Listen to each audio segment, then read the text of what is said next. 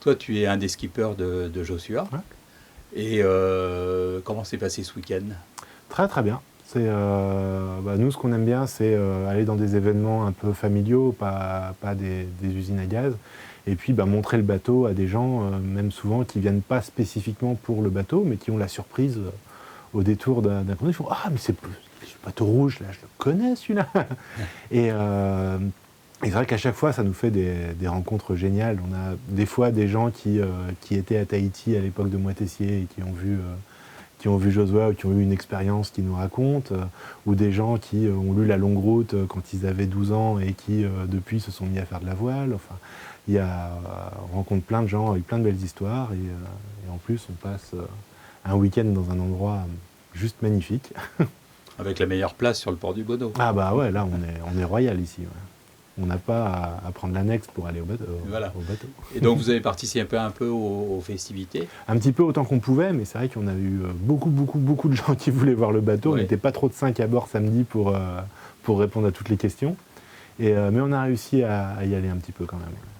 D'accord. Et vous faites beaucoup de navigation avec Joshua? Joshua navigue à peu près 150 jours par an, plus ou moins. Ce qui est énorme. Ce qui est énorme, oui. Au port de La Rochelle, la moyenne, c'est 3 jours. Donc, on fait bien remonter la moyenne.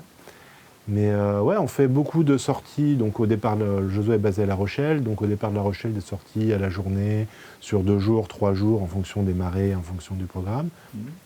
Parfois plus longtemps. Il y a une année, la première fois que moi, je suis venu au Bono, c'était une navigation 10 jours qui avait été organisée par des équipiers en fin de saison.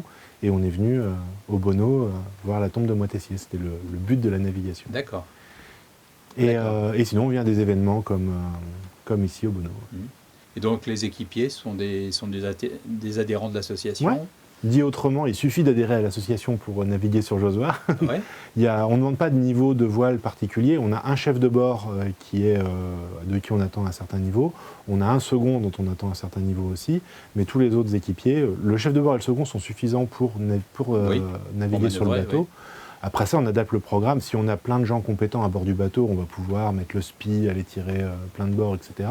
Si on n'a que des gens qui sont là pour juste admirer et qui ne sont pas à l'aise sur un bateau, on va tirer un bord vers un mouillage, prendre bien notre temps pour manger et puis faire un autre bord pour revenir. Quoi. Donc beaucoup de navigation, des belles navigations, j'imagine. Ouais. À chaque fois, au début, quand je naviguais sur Joshua, je m'attendais à trouver un certain pourcentage de cons.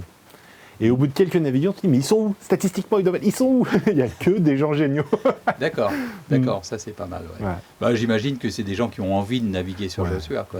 Joshua va attirer un certain type de personnes. Ouais. Oui, bien sûr. Oui. Donc ça limite. Ça limite. Ok, écoute, merci bien. Avec plaisir. Et puis vous repartez là tout à l'heure pour La Rochelle, un peu sous la pluie malheureusement. Ouais, on va faire avec. C'est la Bretagne. Si on arrive à avoir un peu de vent pour mettre un coup d'esprit, ça sera génial. Ouais. Ok, bon vent donc.